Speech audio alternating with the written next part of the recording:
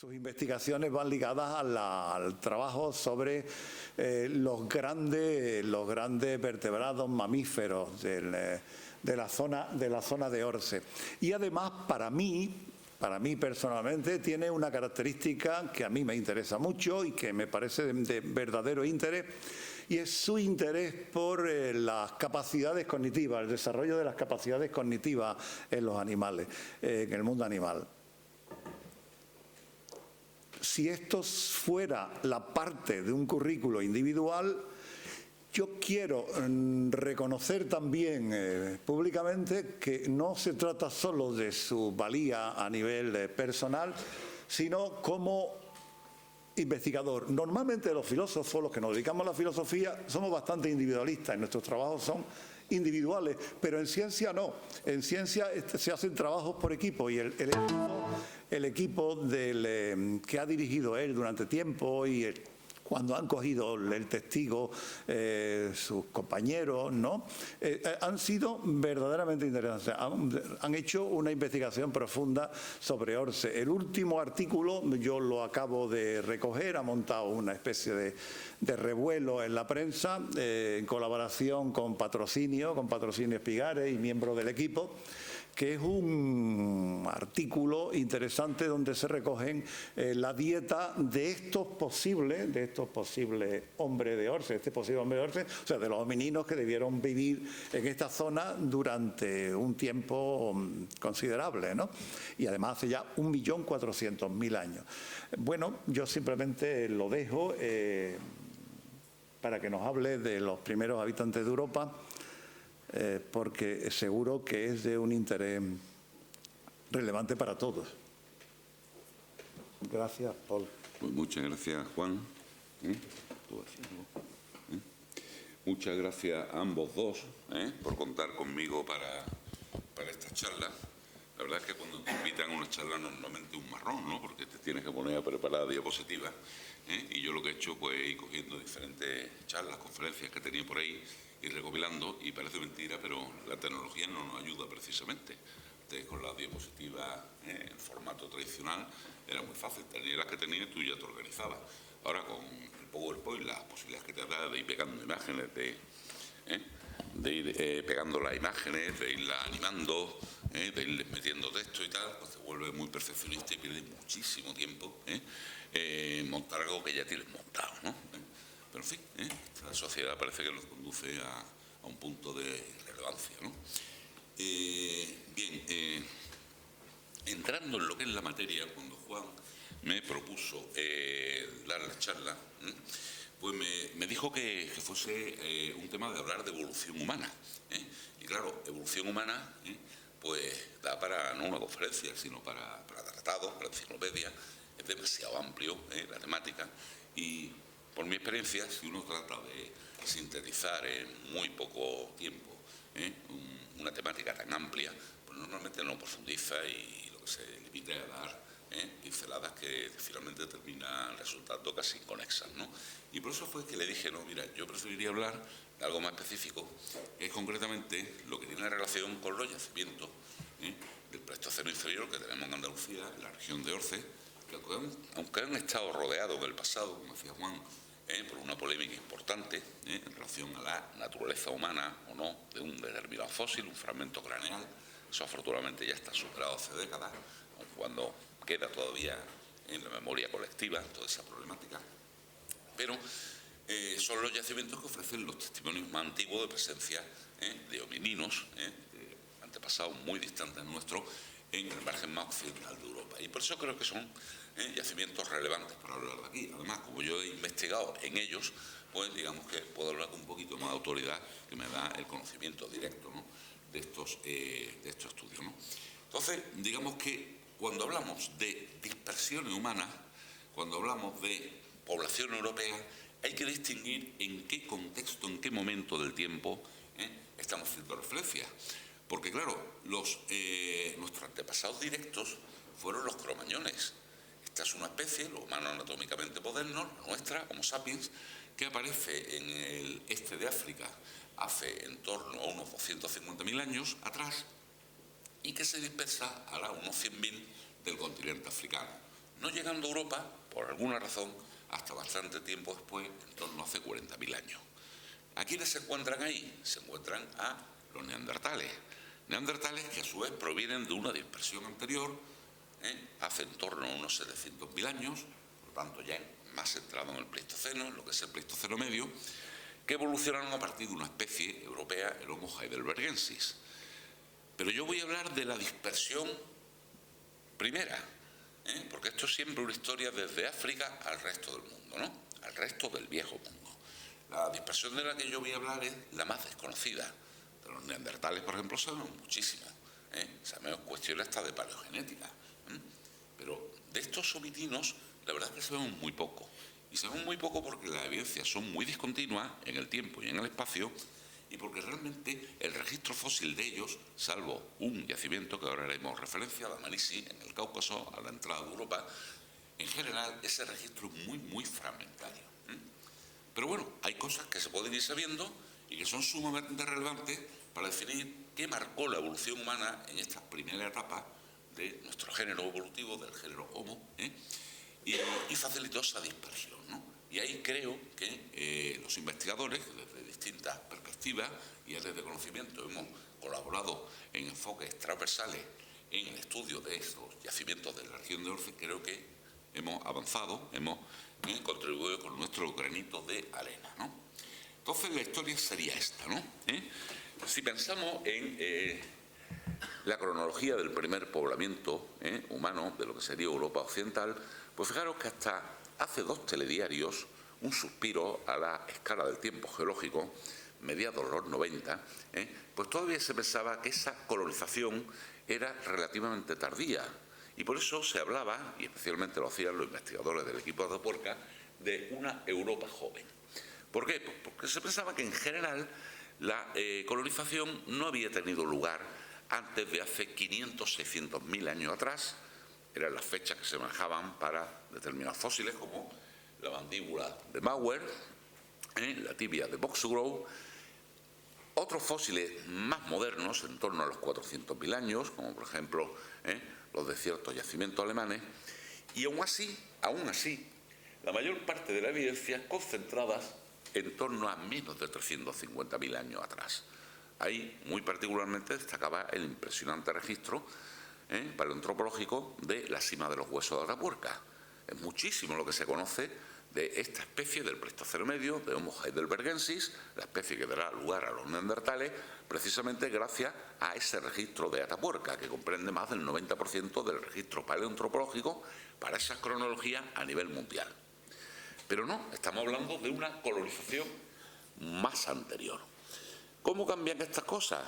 Un poco a remolque de lo que pensaban los investigadores de Atapuerca, que siempre han ido definiendo los cambios de paradigma, a veces con acierto y otras, como es normal, no con tanto acierto, pues ellos empezaron a hablar de una Europa madura, contemplando la posibilidad de una dispersión anterior en torno a hace 1 millón de años.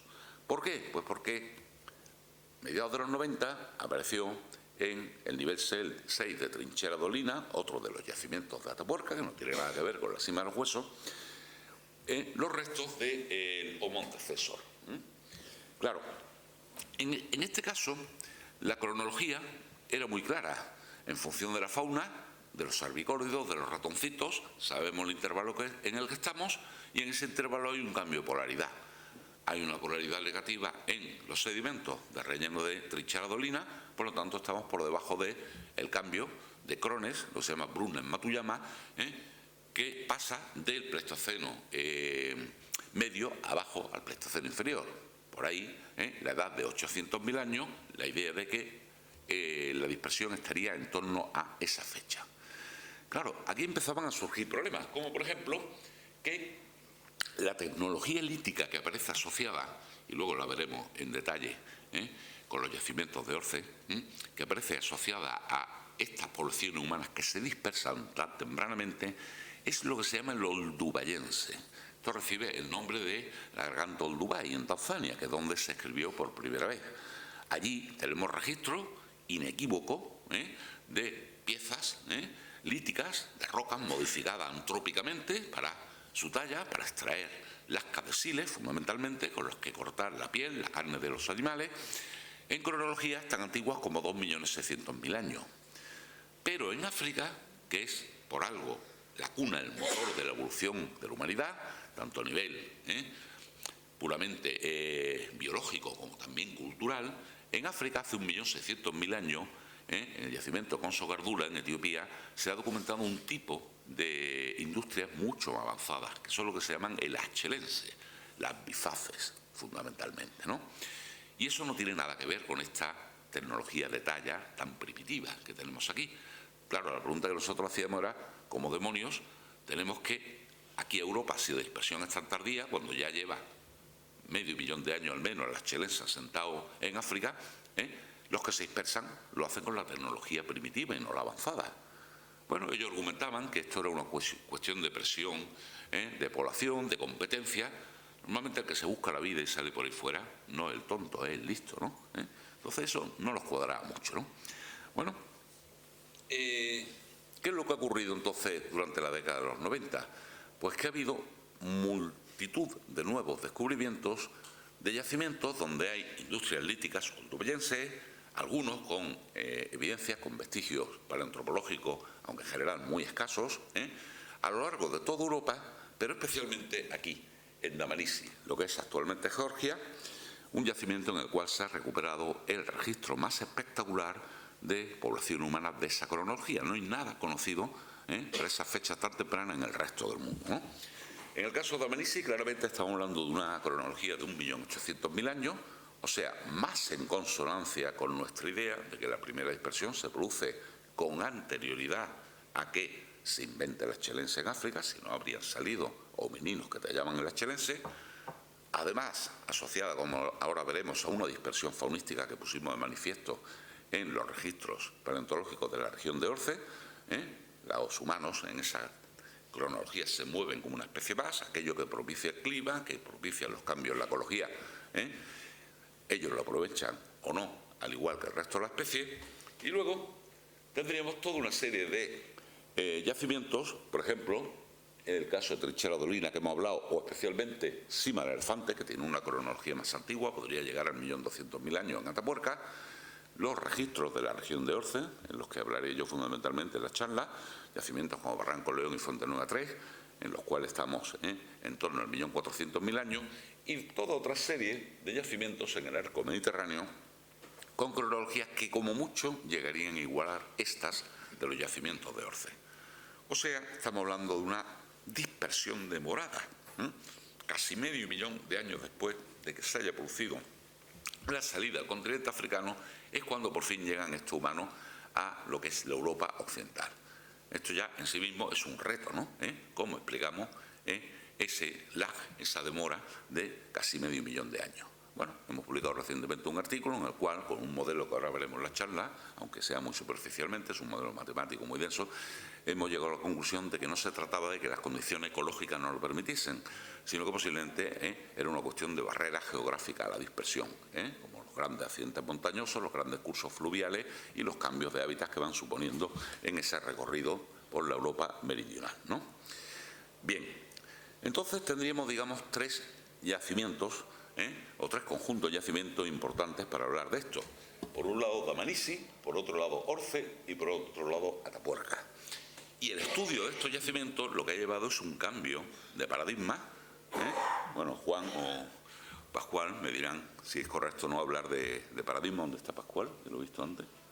Aquí, en estos contextos, pero realmente yo creo que sí, que son un cambio de paradigma, en tanto en cuanto han cambiado totalmente nuestra idea de concebir la evolución humana en esta etapa, al menos tan iniciales del desarrollo del género humano. Un cambio de paradigma porque no solo tienen que ver con la cuestión de ese recambio, una cronología muy anterior a la que se contemplaba, sino también con cuestiones tecnotipológicas, de los modos de talla, de la estrategia de aprovechamiento de los recursos y sobre todo con el marco ecológico que acompaña a esta dispersión, ¿no? Bien, ¿qué es lo que ocurrió en Dmanisi? Pues que inicialmente apareció esta mandibulita que tenemos ahí, que es una mandibulita muy grácil, de un individuo posiblemente de sexo femenino, en la cual, bueno, pues entre otras características, hay una ausencia de espacio retromolar, lo cual implica pues que la rama ascendente está muy próxima. Esa es una característica muy moderna. Y por eso se pensó inicialmente que los antropólogos que lo estudiaban que no debía tener más allá de 1 millón de años. En realidad, todo el yacimiento, toda la evidencia geocronológica, bioestratigráfica, la fauna, todo apunta en la dirección de una cronología sustancialmente mayor, ¿no? Pero, afortunadamente, en Dmanisi sí que cada campaña de excavación ha ido suministrando nuevos fósiles humanos. Y aquí tenemos, pues, 3 cráneos que aparecieron a lo largo de los 90, otro cráneo del que hablaremos luego más adelante, un individuo sin dientes, y finalmente en el 2013 se publicó el último cráneo, un cráneo realmente sorprendente, muy primitivo, valga el término, en términos de su anatomía, su arquitectura craneana, ¿no? Todo ello, digamos, recordando, porque estamos con volúmenes endocraneales muy reducidos, del orden de los 600 a 750 mililitros, o sea, estamos con capacidades craneales y, por lo tanto, en principio cognitivas, muy similares a las primeras de la humanidad, en el género Homo habilis, Homo rudolfensis, nada que ver con los Homo erectus, Homo ergaster, africanos de esa cronología, pero asociada a un esqueleto postcraneal ya más derivado, más moderno, evidentemente algo que nos indica que estos sí que podían marchar distancias prolongadas como bípedos, ¿no? Si no, hubiera sido difícil pensar en cómo se produce esa dispersión. Bueno, nuestros trabajos, en colaboración, muchos de ellos con el propio equipo de Dmanisi, han puesto de manifiesto que las estrategias de subsistencia en gran medida dependerían del aprovechamiento de cadáveres de animales que no cazaban, con esa industria lítica que ahora veremos es impensable, aunque hay algún investigador español que lo defiende, pero impensable, pues concebir que podían acceder a la megafauna, y sobre todo, que lo veremos luego, el extraordinario dimorfismo sexual que plantean muchas nuevas preguntas en el ámbito de la evolución humana en estas cronologías tan tempranas. Bueno, uno de los trabajos que hicimos nosotros al respecto, tomando unas variables cranométricas muy sencillas para poder analizar el mayor número de fósiles posible, nos mostró que dentro de las tendencias que tenemos en lo que es la evolución de los hominoideos, humanos y grandes simios, y también de los homininos extintos, pues en esas tendencias alométricas que hay en proporciones de la cara y del cerebro, entre grandes simios y humanos modernos, los homininos extintos que revierten esa tendencia, pues si situamos en el plano del morfoespacio, donde caracterizamos con esas variables métricas los cráneos fósiles, pues la muestra de Dmanisi, los cráneos que conservan la cara, o sea, este no podríamos contar con él, pero tenemos los otros 4, pues comprendían una región de ese espacio matemático de formas muy amplia, tan amplia como prácticamente la que ocupan todos los fósiles conocidos en el continente africano durante 1 millón de años, desde el nacimiento de Homo habilis hasta las últimas poblaciones de Homo erectus coetáneas con esta dispersión. O sea, estamos hablando de un yacimiento y una variabilidad tremenda, con cosas que se parecen muchísimo a incluso australopitecino, no ya un representante del género Homo, y otros con niveles de encefalización, pues quizá mucho más avanzados de lo que nos permitirían el resto contemplar, ¿no? Bueno, aquí tenemos otra gráfica con un análisis que nos permite ver las correlaciones entre estos módulos, el cerebral y el craneal, y vemos igualmente cómo esta paleopoblación, este demo reproductivo que habría en Dmanisi, comprende una porción de la variación en el conjunto de la evolución humana brutal, ¿no? Bueno, ¿a quién están asociados estos homínidos de Dmanisi? Pues están asociados, entre otros, a este félido con dientes sable. Este es el gran protagonista de la ecología del Pleistoceno inferior. Es una especie también de origen africano que se dispersa coetáneamente a estas primeras poblaciones humanas. Es un félido con dientes sable, una arquitectura craneodental y postcraneal sumamente avanzada. Es el gran generador de carroña en estos ecosistemas, y los humanos, al igual que las hienas gigantes caricortas, aprovechan esa dispersión y se dispersan ellos, ¿no? Detrás de la fuente de suministro de cadáveres, porque la carne, la grasa animal, sobre todo de la médula ósea, es muy importante, no solo porque en nuestra alimentación, los humanos, el género Homo, nos diferenciamos del resto de los primates en que estamos adaptados a una dieta más carnívora, no tan vegetariana, no solo por cuestiones fisiológicas, sino también por cuestiones climáticas, ¿no? La única manera de sobrevivir en un entorno ya más septentrional, donde los recursos vegetales que sean en invierno es aprovechar la carne, ¿no? Bueno, en Daminis uno de los cráneos presenta, esto es una anécdota, presenta un par de orificios que según Mauricio Antón, el dibujante, el autor de todas estas reconstrucciones que vamos a ir viendo, pues podría deberse al impacto de los sables de uno de estos meganterios, ¿no? Yo se lo veo muy, muy complicado, entre otras cosas porque estamos hablando de armas de caza, son carinos muy hipertrofiados, muy alargados, muy comprimidos lateralmente, son como cuchillos y desde luego con ellos no se podrían arriesgar a tocar el hueso porque se fracturaría, ¿no? Bien, en el caso de Atapuerca, pues hemos hablado de Trinchera Dolina, donde se escribe un Montecesor, o Montecesor que presenta una serie de características que, bueno, son las que en su momento los investigadores de este yacimiento consideraron que podían, como por ejemplo particularmente este reborde tan acusado en lo que es el hueso malar, lo que es la fosa canina, es algo que se encuentra en juveniles de humanos y neandertales, pero que no lo presentan ya los neandertales adultos. Bueno, de ahí salió lo de la especie, pero la mandíbula completa, la más completa que hay en Trinchera Dolina, no es la típica de una especie diferente, es la de un Homo erectus, ¿no?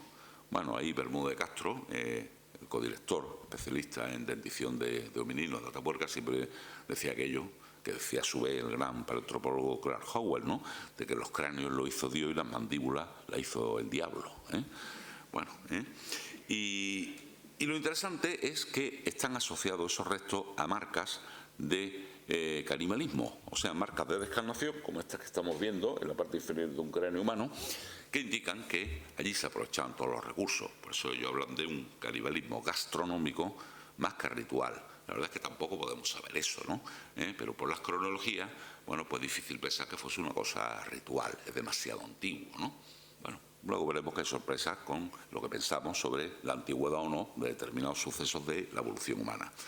Y el otro yacimiento, ya lo comentábamos, es Cima del Elefante, con una cronología bastante anterior, 400.000 años más antiguo, donde el único fósil humano es este fragmento de sínfisis bentoniana, en la parte anterior de una mandíbula, pero que está asociado, al igual que en Trinchera Dolina, los yacimientos de Orce, a industrias líticas talladas de esta manera tan rudimentaria que es solo el dubayense.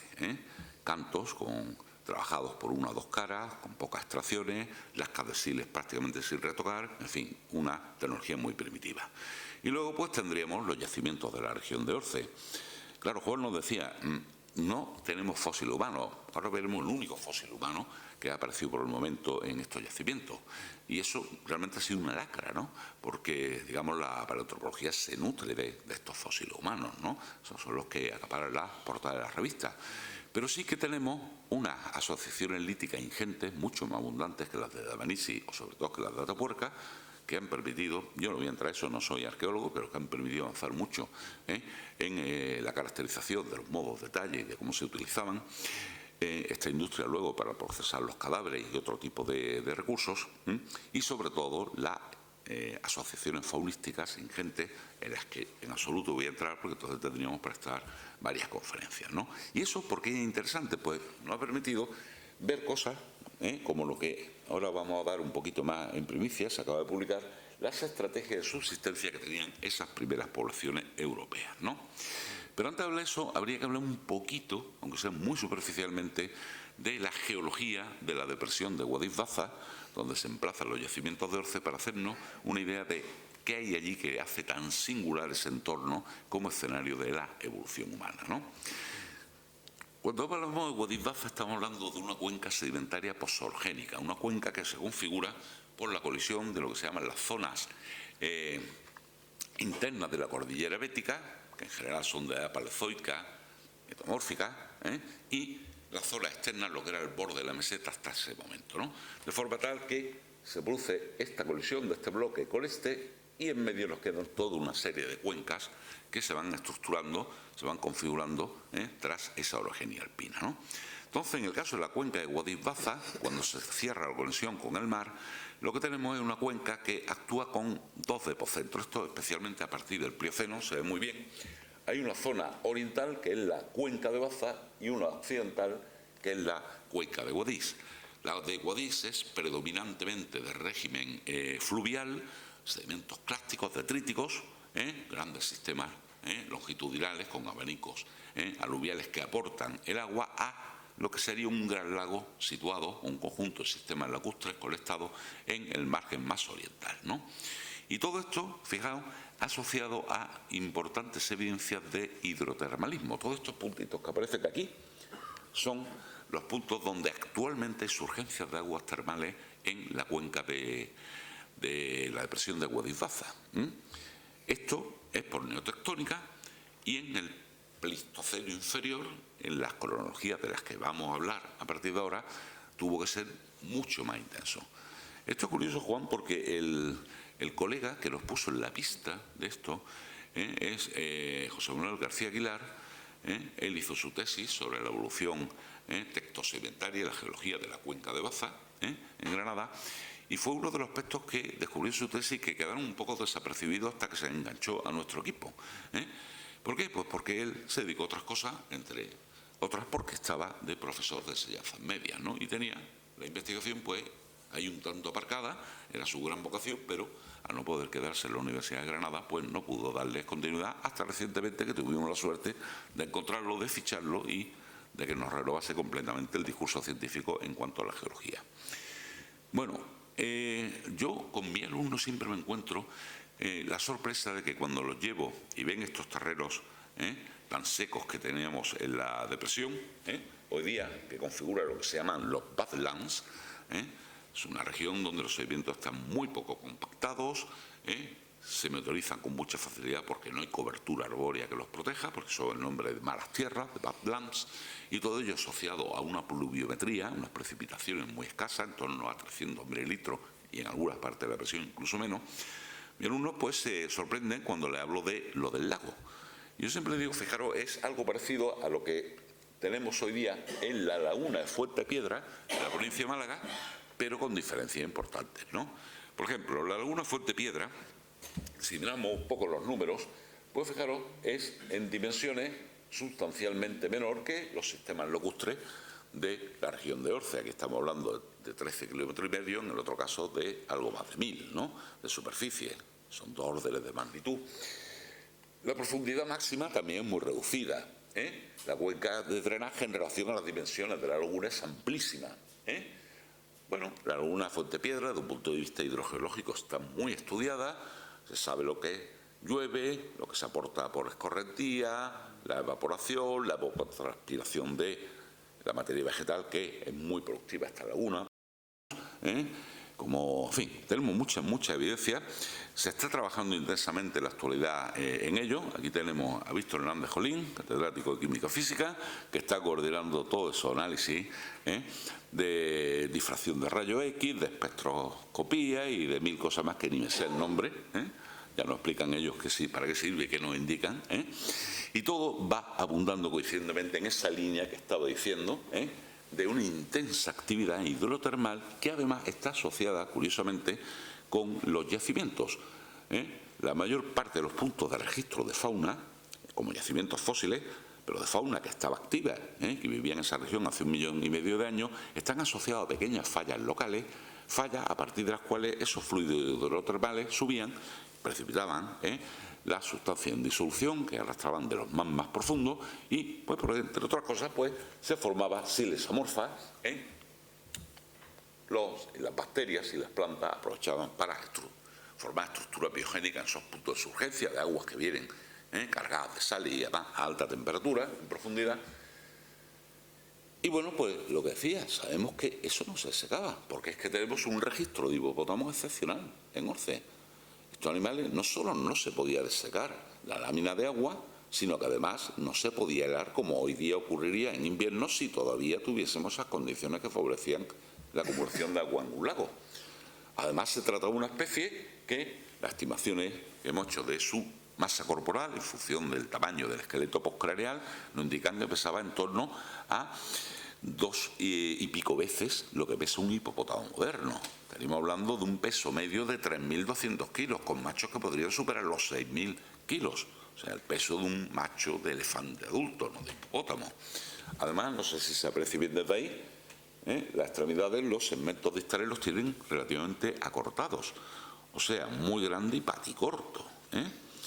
Y además la biogeoquímica isotópica, esta es la que hablábamos antes, si comparamos lo que hay en el Amboseli, donde el hipopótamo presenta valores muy parecidos a los de los restos de los herbívoros que se alimentan de herbáceas terrestres, aquí en Orcero están arriba, junto con especies de carnívoros.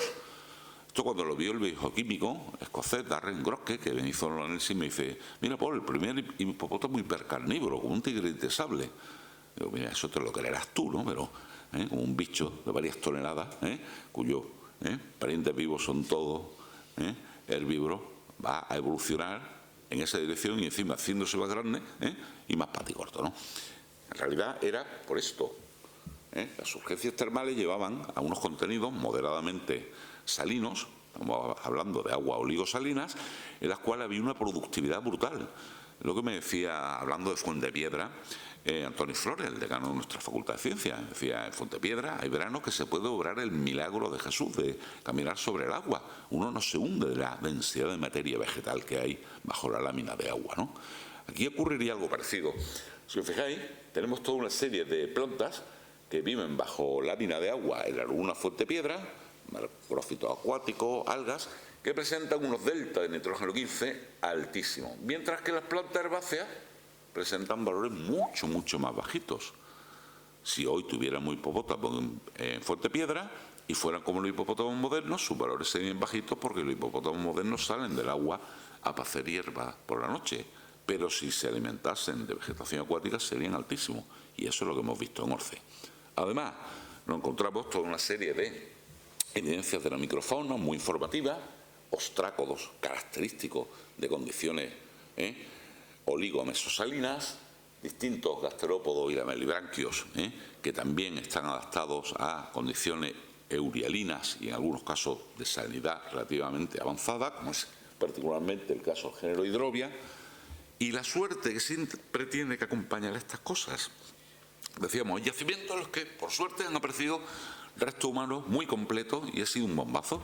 Pues para mí el mismo bombazo es este huesecito tan pequeñito. Fijaos, estos son 10 milímetros, ¿no? Estamos hablando de un húmero distal de un pato, pero podría ser cualquier tipo de pato. ¿Vivirían anátidas allí? No, ha tenido que ser de una especie del tarro blanco, tadorna. Una especie que vive solo en marismas de alta salinidad, alimentándose precisamente de este tipo de caracolitos. O sea, todo en coincidencia con lo que nos marcaba la biogeoquímica isotópica, la geoquímica y la mineralogía. O sea, que lo que tendríamos es algo muy parecido a esto que vemos aquí, que es un paisaje, una vista del cráter del Gorongoro, uno de los parques nacionales más bonitos de África, luego diremos dos palabras de él, que está asociado a esa cadena de grandes lagos que nos encontramos por todo lo que es el Valle del Rift africano, donde tenemos la cuna de la humanidad. Bueno, ¿de qué yacimientos quería yo hablar? Pues básicamente de Barranco León y de Fuente Nueva 3. En estos yacimientos, no vamos a entrar en detalles de su estratigrafía, se han exhumado asociaciones de restos óseos de grandes mamíferos muy importantes, ahora veremos algo de detalle sobre ellas, una asociación lítica importantísima. Además, fijaos la suerte, hay útiles líticos que se han podido establecer en las cadenas de remontaje, o sea, a partir de las lascas se ha podido reconstituir el núcleo original. Eso nos está evidenciando el tener toda la cadena analítica operativa allí representada, que tallaban in situ, que lo hacían de manera rápida, eficiente, oportunista, para aprovechar algún resto con el que trabajar y luego dejaban abandonada esa herramienta. Tampoco invertían tanto, la tecnología, recordad, no era tan avanzada. Y tenemos este dientecito, el diente humano de Barranco León, que no nos dice gran cosa. Los dientes de leche no permiten afilar y decir de qué especie se trataría, pero sí que es ya un fósil no cuestionado por la comunidad científica y que por lo tanto ha pasado a un segundo plano toda aquella polémica del fragmento craneal y todo lo que eso trajo, ¿no? Bien, además de esto tenemos, en el caso de Fuente Nueva 3, que es un yacimiento que realmente se le puede llamar así, esto es como le gusta llamarlo, bienvenido, cementerio de elefantes. ¿Por qué? Pues porque tenemos un registro extraordinario de toda una serie de especies de herbívoros y carnívoros, pero muy en especial de elefantes. Un número mínimo, sobre poco más de 150 metros excavados hasta la fecha, de 10 individuos que van desde elefantitos, que todavía son lactantes, con dentición de leche, hasta machos adultos con defensa de más de 4 metros de longitud y más de 30 centímetros de diámetro. O sea, elefantes que presumiblemente, en función de esas dimensiones, pasarían de las 10 toneladas en vida. Bueno, pues de todos esos restos de elefantes, el más interesante es este que tenemos aquí, que no es sino un esqueleto parcial. Aquí tenemos una mandíbula, la columna vertebral, costillas a ambos lados, fragmento escápula, la pelvis, y nos faltan las extremidades, nos falta el cráneo. Y resulta que está rodeado parcialmente por industria lítica, por lascas de siles y por coprolitos, por excrementos fosilizados. ¿De quién? De hiena. Las hienas, como comen hueso, eso le da una consistencia a sus heces, a sus excrementos, que permite que muchas veces fosilicen. Y la información que se puede sacar de estos coprolitos es extraordinaria. Pero aquí lo interesante es por qué están ambos juntos, ¿no? ¿Qué es lo que podemos pensar? Porque se trataba de un elefante de una cierta edad, una hembra adulta. Esto nos lo indica claramente la dentición, el sexo, la morfología de la mandíbula, que seguramente murió en condiciones naturales, por su edad, por desnutrición, y que fue carroñada primero por los homininos y después por la hiena. ¿Por qué decimos esto? Pues seguramente porque el que falten los miembros es porque descuartizaron usando estas lasquitas que cortan muy bien, aunque no permitan cazar, y aprovecharon para, una vez fracturado el cráneo y accediendo al cerebro, que es una fuente de grasa de ATP muy interesante, pues llevarse esos miembros a otros lugares donde poder consumirlos. En segundo lugar, porque termoindustrialíticas que están en la posición de los cuartos delantero y trasero, que no están en esa posición, pero sí hay coprolitos, lo cual significa que las hienas comieron y defecaron cuando ya no estaban las patas, ¿no? Y en tercer lugar, porque evidentemente una hiena puede, gracias a su jugo gástrico, comer de un cadáver de megaherbívoro durante muchos días, aunque la carne se esté corrompiendo, pero un humano, nuestras estaciones digestivas no nos permiten hacer eso, ¿no? Con lo cual tendríamos esta secuencia, ¿no? Bien. ¿Qué es lo que hemos publicado ahora, la semana pasada, en la revista Scientific Reports del grupo editorial Nature? Hemos publicado un artículo en el cual Patrocinio Espigares, que lo vemos aquí, dirigiendo una de las campañas de excavación en Fuentenueva, cuando todavía nos dejaban excavar allí,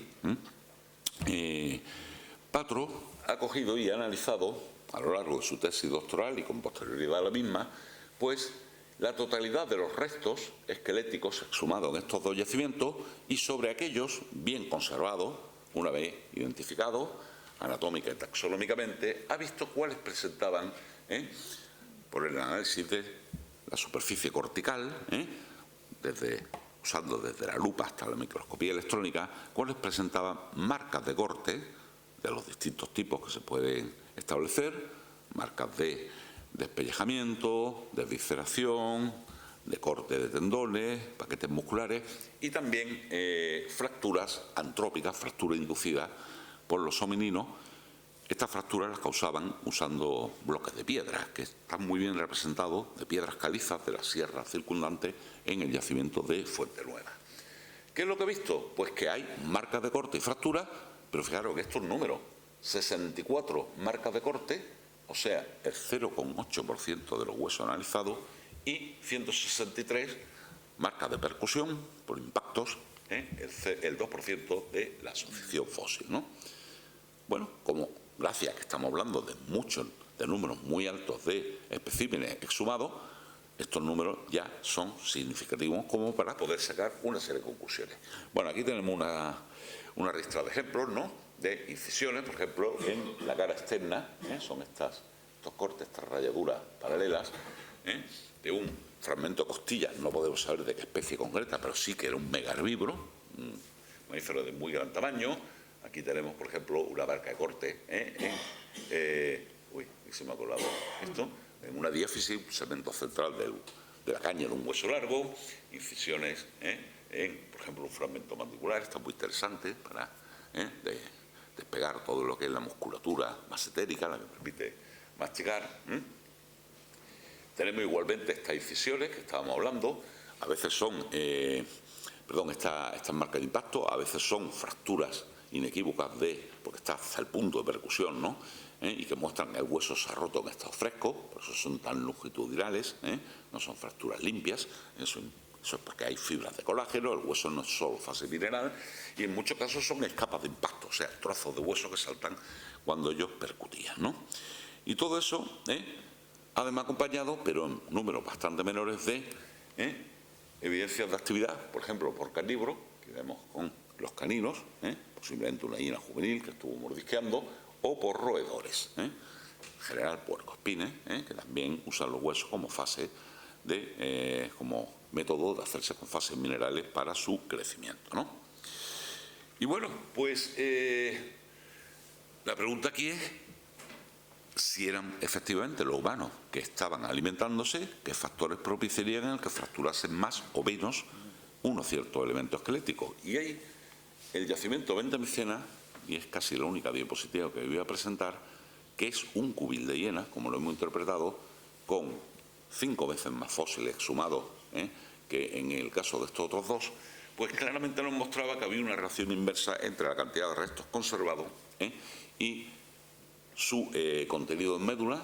O sea, las hienas fracturaban con sus premolares aquellos huesos más nutritivos en tuétano, y directa la relación entre la densidad mineral y la conservación. Siempre se fractura más aquello que en lo que te tienes que jugar ver una muela. ¿Qué vemos en el caso de los yacimientos con huesos intervenidos por los homininos? Pues lo mismo, correlación inversa con la cantidad de tuétanos que suministraban, directa con la cantidad, con la densidad mineral.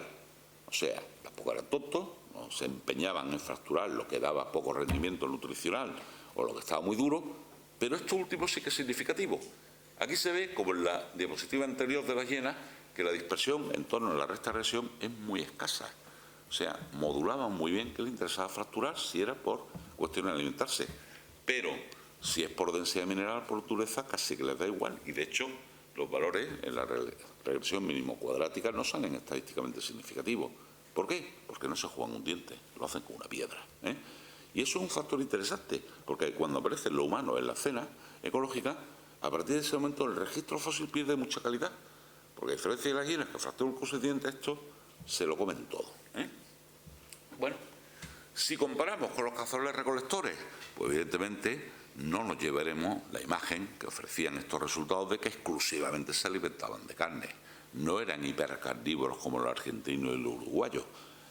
Estos comerían en torno a un 30% de recursos de origen animal en la dieta, el resto, y esto se sabe porque muchos estudios etnográficos con poblaciones de cazadores recolectores modernos de nuestra especie, pues el resto de los recursos serían de origen vegetal, ¿no?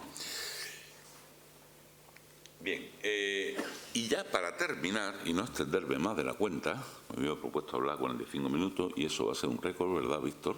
Porque todo me decís que siempre me abuso, canso a la gente, me tiro 2 horas.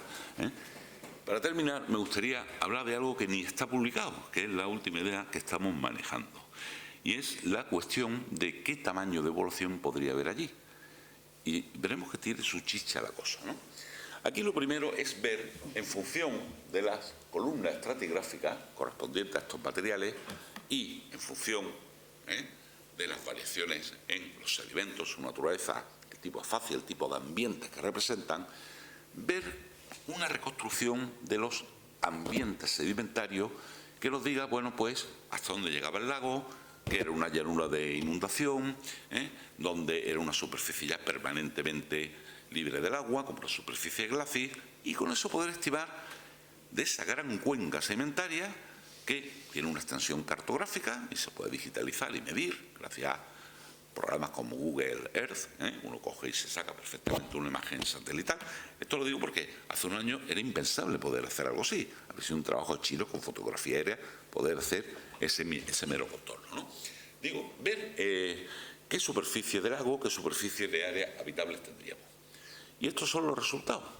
Lo que aquí aparece en marrón sería la superficie que no estaría cubierta por el agua fuera de los periodos de lluvia, o sea, eso correspondería a la llanura de inundación, a todo lo que serían los cursos fluviales, sus arroyos, todo lo que estaría aportando esa agua de escorrentía.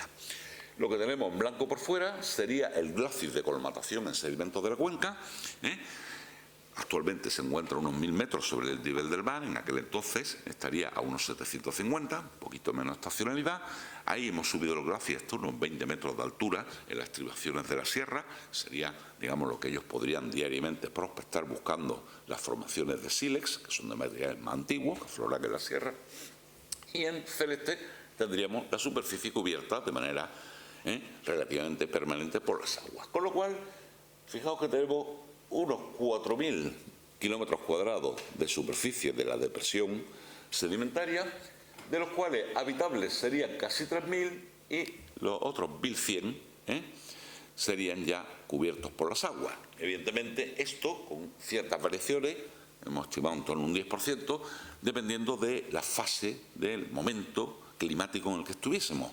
A lo largo de todo el Pleistoceno tenemos lo que se llaman los ciclos de Milankovitch, que dependen de cosas como la inclinación del eje de rotación de la Tierra, lo que es la forma de la eclíptica, de la trayectoria que describe la Tierra en torno al Sol, que se alargue o se comprima. Bueno, eso podría hacer variar un 10% quizás la superficie, en todo caso, de esos momentos cálido-húmedos o frío-seco, pero no nos va a afectar sustancialmente, como veremos los resultados.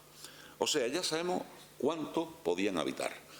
Luego tenemos que necesitamos una estimación de densidad de población para poder hacer el cálculo del número total de individuos que vivían allí.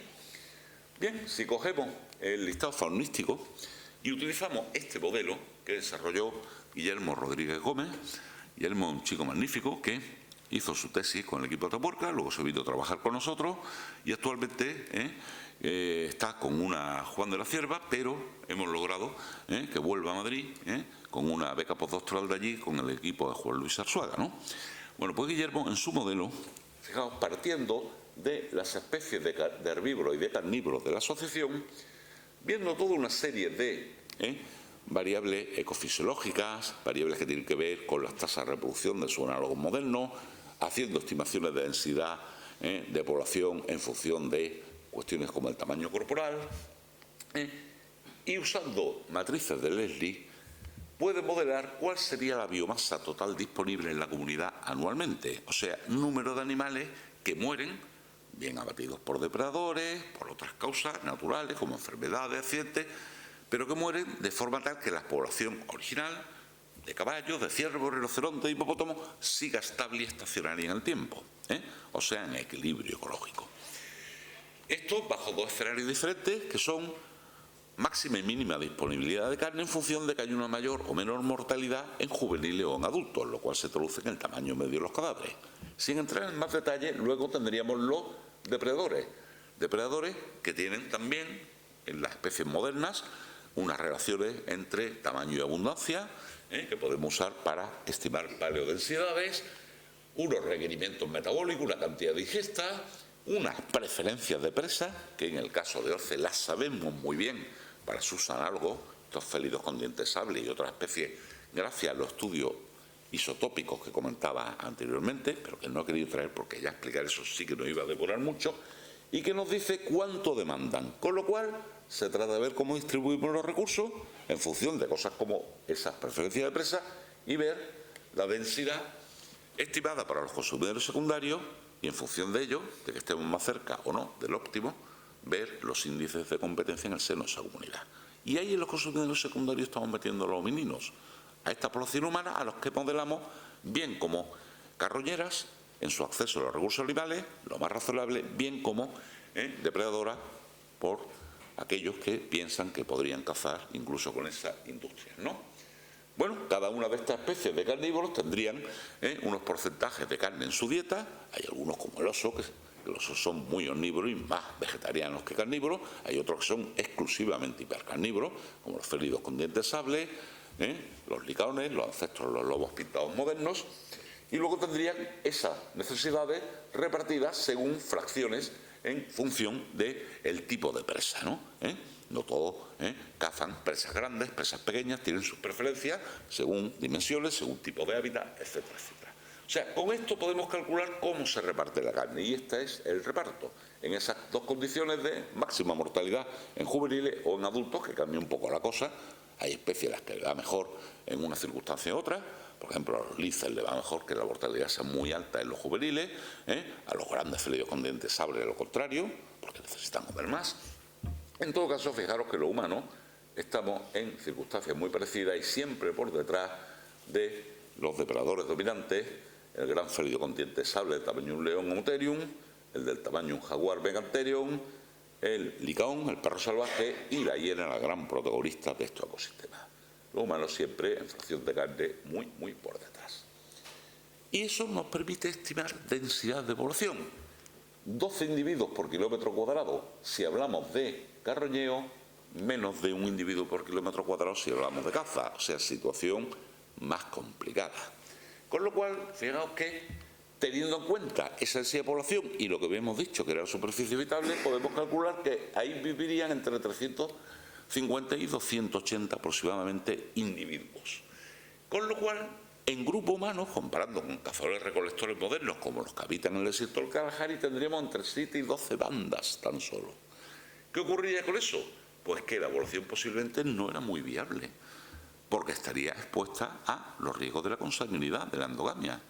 De hecho, los cazadores recolectores modernos, por ejemplo, los bosquivanos del Kalahari, pero también ocurre con ciertas poblaciones de Centroáfrica, como los pigmeos, tienen niveles de consanguinidad, niveles de homocigosis genética mucho más altos que las poblaciones de agricultores ganaderos de las inmediaciones. Aquí deben ser insostenibles. ¿En qué lo pasamos para decir esto? Pues que las poblaciones mínimamente viables para ovíparos están en torno a 3.500, 4.000 individuos, con menos la población ve su futuro comprometido, que estamos hablando de 10 veces menos. O sea, aunque la cuenca fuese extraordinariamente productiva, por todo lo que hablábamos antes, que en ciertas comparaciones que hemos hecho no sabe que es tan productiva como el Amboseli, como el Gorongoro, como el Masai Mara, los ecosistemas africanos hoy día más productivos, esos que vemos en los documentales de la 2, que los ñúes parece que se los caen encima. Aún así, posiblemente están muy comprometidas al borde del riesgo de la extinción, precisamente por esta cuestión demográfica. Y eso es algo que, y aquí la suerte viene siempre también en ayuda, vimos claro desde finales de los 90. Se exhumó este cráneo de licaón, de perro salvaje, es la especie ancestral de los licaones africanos modernos. Fijaos que tiene una fuerte asimetría bilateral en relación a lo que es el eje longitudinal, asociada a la carencia de una serie de dientes, como particularmente el canino superior derecho, ¿no? Es por lo tanto el que Mauricio nos pintó rezagado, que corría tras el pack, tras la jauría, y que, como son una especie social, igual que los lobos, le permitirían alimentarse de él, ¿no? Algo parecido a lo de Dmanisi. En el caso del perro salvaje de Vendavicena, con seguridad, fue por cuestiones de endogamia. En Dmanisi tenemos un individuo sin dientes, con pérdida de dientes muchos años antes de sobrevivir a la muerte. Por eso ese adelgazamiento extremo de la mandíbula. Y pese a eso sobrevive en cronologías de 1.800.000 años, muchísimo antes de cualquier evidencia de manejo del fuego para cocinar alimentos. Por lo tanto, estamos hablando de que muy posiblemente le masticaban a este individuo, que seguramente su cráneo sugiere que sería una hembra, la anciana de la tribu, le masticaban la comida. Si no, no habría sobrevivido. Es un paralelismo muy interesante. ¿Qué papel jugó la adopción de una dieta más carnívora en el curso de la evolución humana, propiciando la mayor sociabilidad en nuestra especie, al igual que ocurre en los grandes carnívoros sociales como licaón y como hiena, y facilitando con ello el desarrollo de las capacidades cognitivas? Es el verdadero motor de la evolución cerebral en esta cronología. Bueno, en el caso de los licaones es que tenemos además la prueba de que eso era así, porque se ha visto el siglo pasado. Se han ido comparando individuos abatidos a lo largo de todo el siglo pasado, que están guardados en museos sus cráneos, y se han ido viendo, tomando medidas pares en ambos lados del cráneo, para comparar y ver diferencias de asimetría que indican de manera general esa endogamia, esa homocigosis en las poblaciones, y se ha visto cómo tiende a aumentar en el último siglo. O sea, realmente tenemos la prueba del algodón, ¿no? De hecho, hay una población de cánidos salvajes en Europa en el contacto de Polonia con Bielorrusia, que es el parque de Bielowieża. Esa población de lobos, fijaros, tiene un número medio de individuos en torno a 33, pero a veces ha llegado a tener solo una docena, ¿eh? Y los niveles de homocigosis son tan altos que aparecen ocasionalmente individuos como este cráneo. Fijaros lo diferente que es la mitad derecha y la izquierda. Son, digo, una perturbación en el desarrollo, como consecuencia de la falta de variabilidad genética, por homocigosis, por endogamia, premolares girados. Esto un compañero de colegio, José Ignacio Pérez Pérez, me enseñó, porque se lo estuve hablando hace un año, y me enseñó en la consulta que tenía de una viejecita de un pueblo muy endogámico, de Málaga, que quedaban muy pocos habitantes, tenía el mismo caso con los cuartos premolares girados, al igual que el lobo este de Polonia, de Bielowieża. Un caso parecido lo tenemos con los leones del cráter del Gorongoro, este ecosistema tan bonito que veíamos antes, pero que es una caldera volcánica muy reducida, Ahí estamos hablando de 200 y pico kilómetros cuadrados tan solo, y vive un número muy limitado, entre 75 y 125 leones, no más, lo cual ha llevado a que a lo largo del tiempo se experimenten lo que se llaman en genética cuellos de botella y extinciones locales, y la recolonización con algunos leones que han entrado del Serengeti, que es un ecosistema ya en Kenia mucho más amplio, ¿no? Y esa endogamia que ha llevado, pues ha visto una bajísima capacidad reproductiva, compromete la viabilidad de la población. Luego, ¿qué tendríamos en Guadivaza?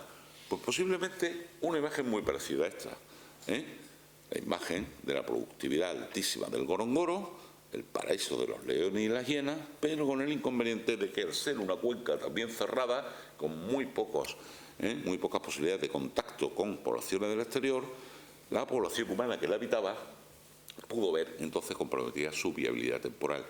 Y eso realmente nos da cuenta de algo que se venía hablando y no se le ofrecía explicación durante décadas, y es la discontinuidad aparente del registro arqueológico en esta cuenca y en general en toda la península ibérica.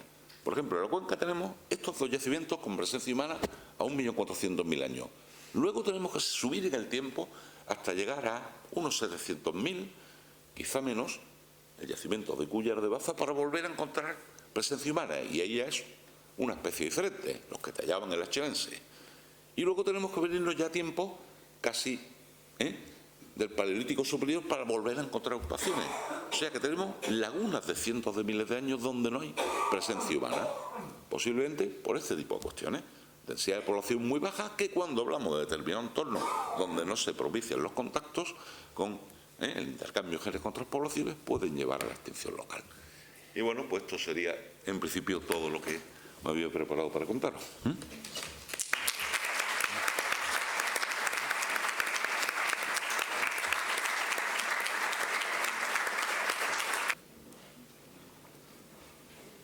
Sí, sí. Yo tengo una pregunta, y es que si el entorno era tan cerrado, las armas que tenían tan primitivas, ¿cómo podían competir con esos depredadores tan potentes que les rodeaban? ¿Cómo podían defenderse de ellos? Bueno, posiblemente no entraban en confrontación directa con ellos. ¿Y qué es lo que ocurría? Pues que, siendo un grupo numeroso, quizá esas piedras, esos manuports, que es como lo llaman, que queda más elegante en la bibliografía, pues cumplían no solo el objetivo de, una vez usado las catesiles que ha estado tallando in situ, ¿no?, para aprovechar los recursos cárnicos, cumplían esas piedras no solo el objetivo de fracturar, machacar los huesos para acceder a la médula, que es muy nutritiva, sino también para utilizarla arrojándosela a los grandes carnívoros. Esta es la hipótesis que propusieron el yacimiento de Adamenisi, donde también está muy bien representada. Allí lo llaman las piedras voladoras, pero bueno, no deja de ser paleopoesía. Entonces yo pienso que, bueno, pues actuaban en grupo, los humanos tenemos muy buena vista, mucho mejor que la de los grandes carnívoros, tenemos una capacidad que no tienen los grandes carnívoros. Si los detectamos a tiempo, los carnívoros no nos pillan. Un perro te pilla, un gato te pilla si está a una distancia razonable, pero si está a una distancia considerable, tú, aunque corras mucho más lento, tu capacidad de ventilación pulmonar, al haber liberado los miembros superiores de la locomoción, hace que seamos capaces de aguantar un maratón. Ningún cuadrúpedo puede hacer eso. Los perros, los grandes carnívoros, jadean, refrigeran por la boca, tienen que parar. Entonces, pues posiblemente una combinación de todo esto, ¿eh? El grupo, algo de tecnología, y el poder llevar piedras defensivamente, el ver desde muy lejos, muchos ojos que están pendientes y ponerse en fuga en cuanto me ve que a lo lejos aparece una hiena o aparece un tigre diente sable y puedes jugarte la vida. Pero fácil no debieron tenerlo, evidentemente.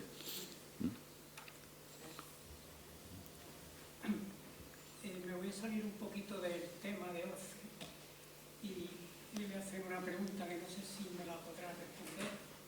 El ser humano nace en África, se llame como se llame, la ciencia le hace el nombre que quiera, pero ¿a partir de qué? Bueno, el origen de los primeros representantes del género Homo, de Homo habilis, está muy en discusión cuál sería la especie, ¿no?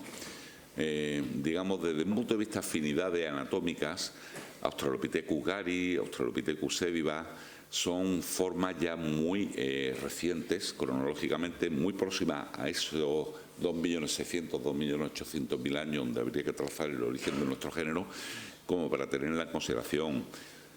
Hay autores que en su día provenían australopithecus africanos, pero ocurre más o menos igual, ¿no? Entonces quizás habría que irse bastante más atrás en el tiempo, a los 3.200, 3.800 con Australopithecus afarensis, Pero bueno, esto siempre va a estar en discusión, cuál es la especie concreta que, digamos, actúa del eslabón, porque ya de por sí ese concepto es incorrecto, ¿no? O sea, cuando hablamos de eslabones perdidos, las especies no son eslabones unas de las otras. Las especies son, digamos, los puntos finales de unas ramitas que convergen en el árbol, pero que ese ancestro común normalmente no lo tenemos.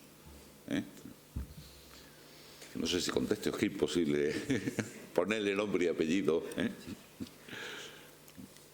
Muy bien, mientras que sale otra pregunta, Paul, yo también te quería comentar algunas cuestiones, ¿no?, que han surgido a lo largo de la ponencia. Bueno, es que además creo que se han comentado muchísimas, o has tocado muchas disciplinas, como digo, en una ponencia probablemente indiscutible, sobre todo al final, o el desarrollo que ha tenido, y desde luego de una manera brillante. Pero hay, bueno, dentro de esas disciplinas que se han tocado, algunas que creo que son interesantes. Por un lado, se ha hablado de las razones de la diáspora, de la sucesiva diáspora, ¿no? Y sobre este concepto volveré justo cuando acabe de hablar del resto. También hemos hablado un poco de esas habilidades cognitivas.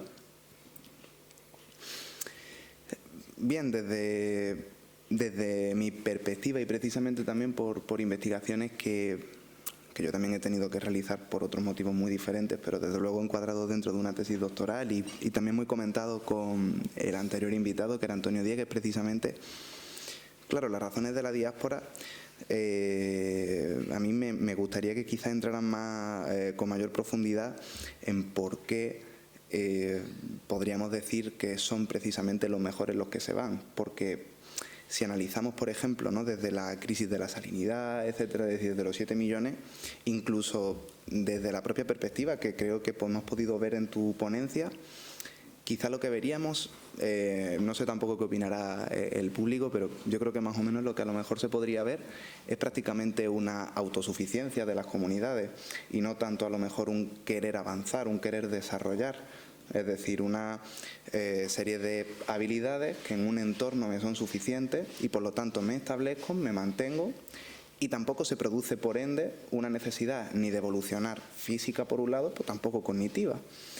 Entonces, no sé hasta qué punto esa diáspora se produce precisamente, digamos, pues por la imagen del más valiente o quizá precisamente del más necesitado, que es el que tiene que irse porque no tiene por qué necesariamente ser desterrado, ¿no?, como por ejemplo pasa en otras especies animales.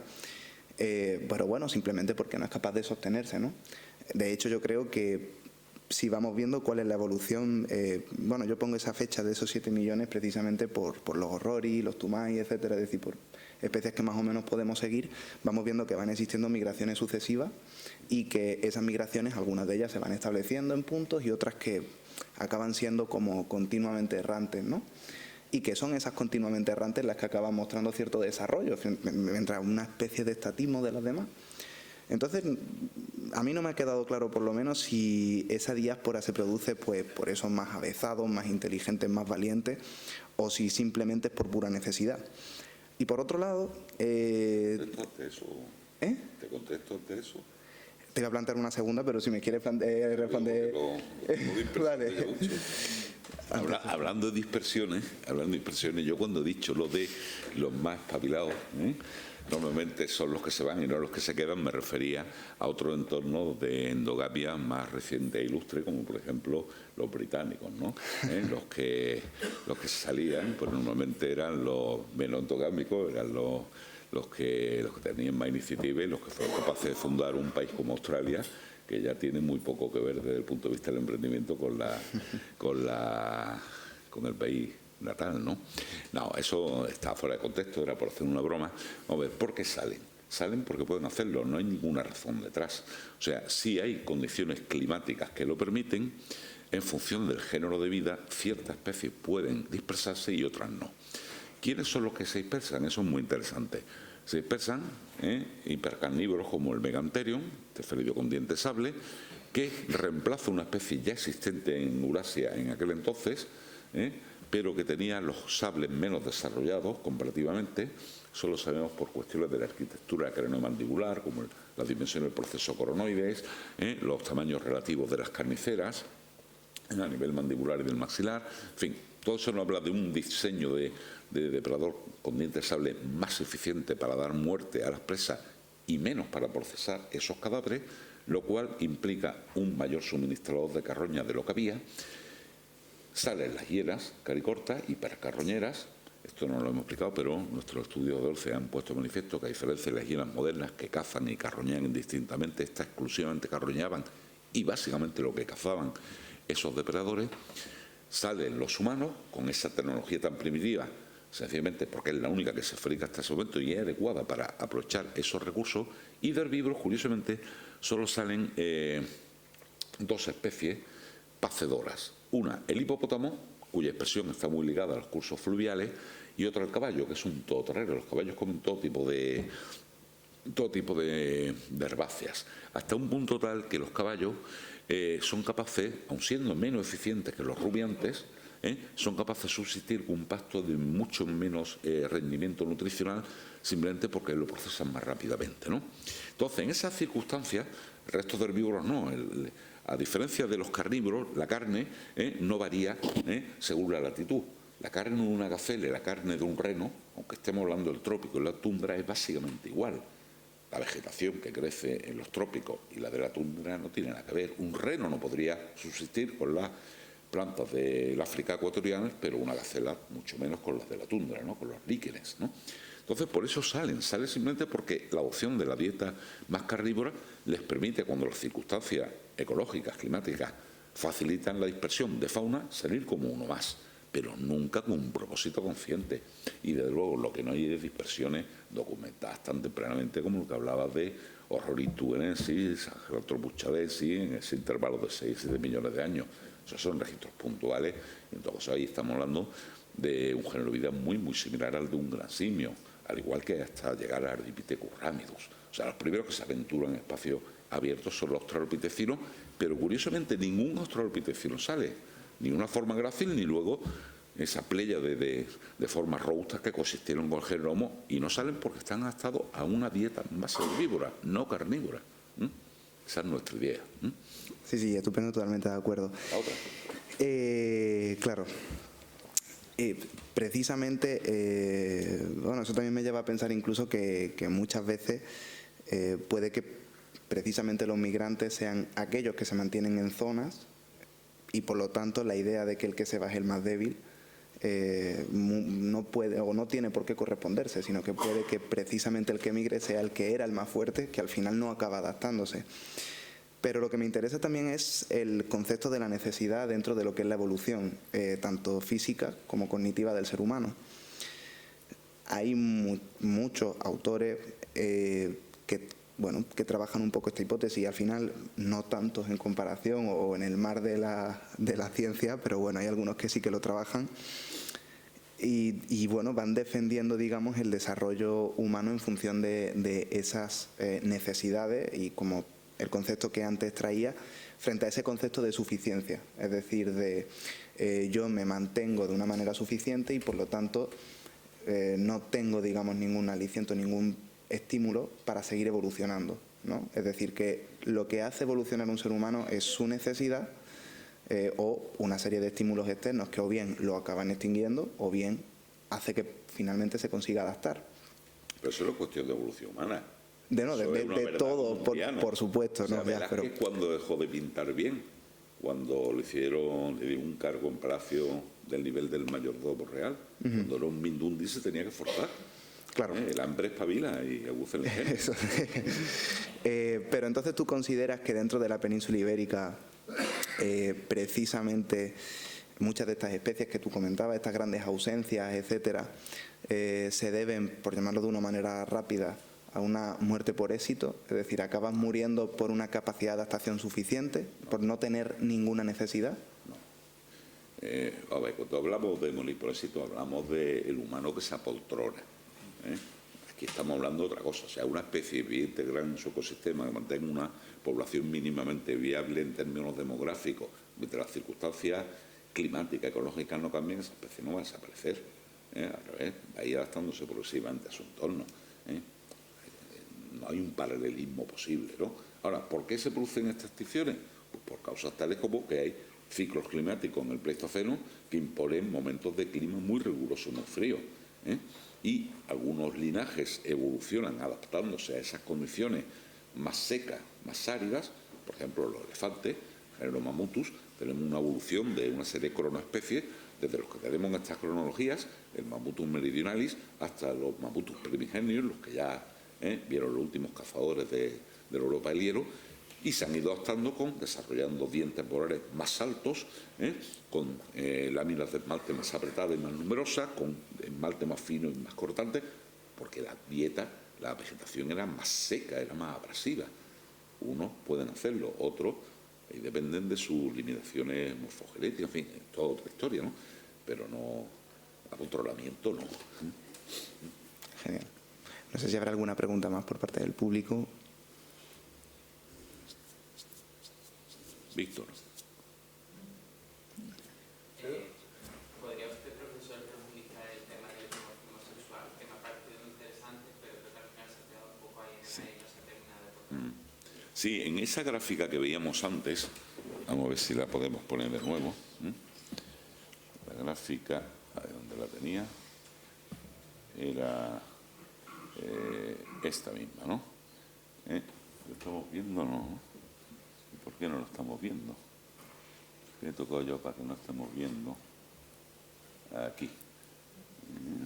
A ver que no veo ahora nada. ¿Dónde está lo de presentar? Está por aquí abajo.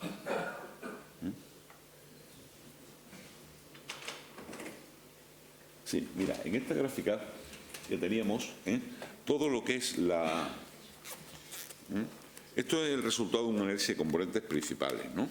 Un análisis en el cual estamos combinando 6 variables craniométricas en 2 factores, uno que tiene que ver fundamentalmente con la forma y otro con el tamaño.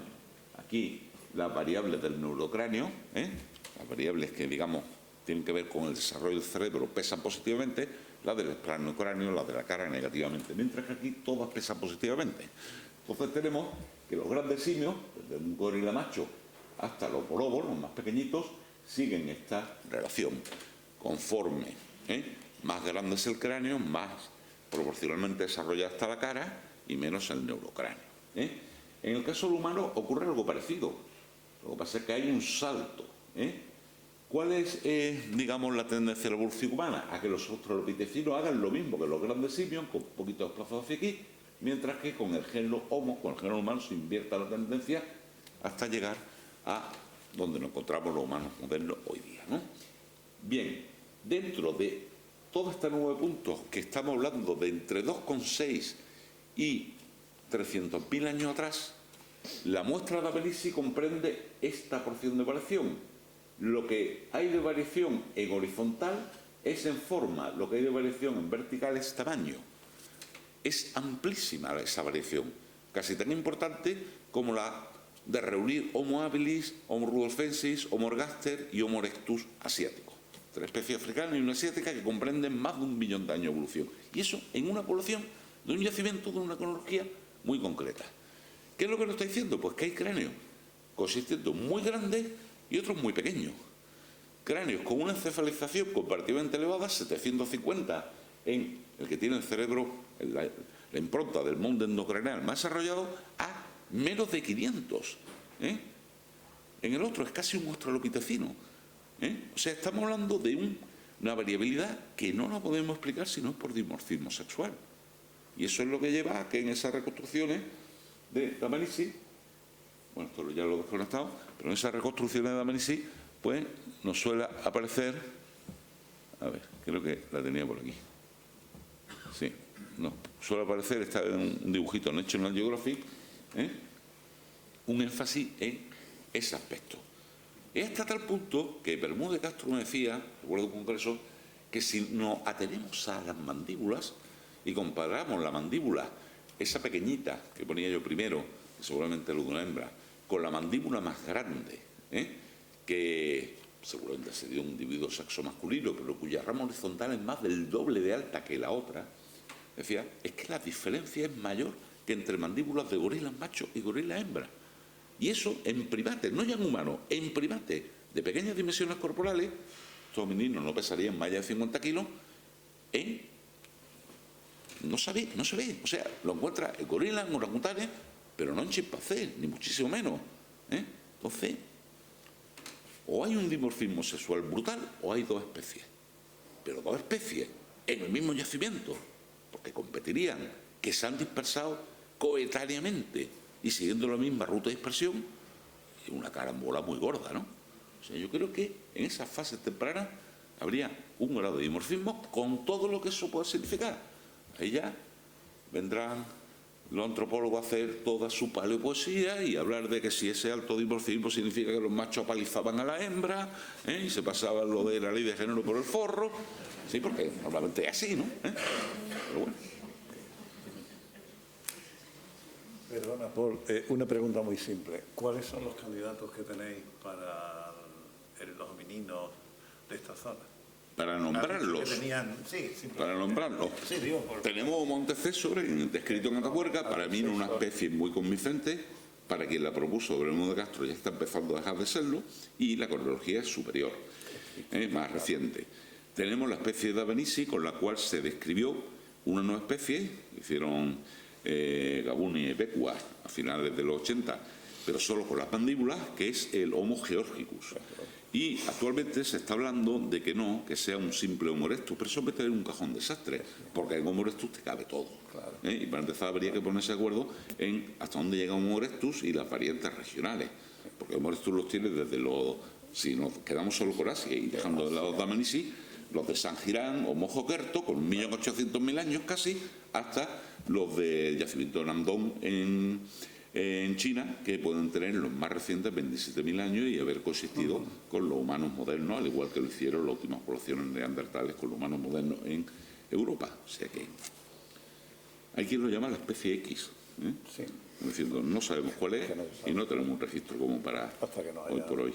Hasta que no se encuentre los salvo en Dmanisi. Claro. Bueno, pues si no hay más preguntas, agradecemos el nombre del Toro Celeste de Cornucopia, del aula de pensamiento, agradecemos a Paul que haya venido tan amablemente.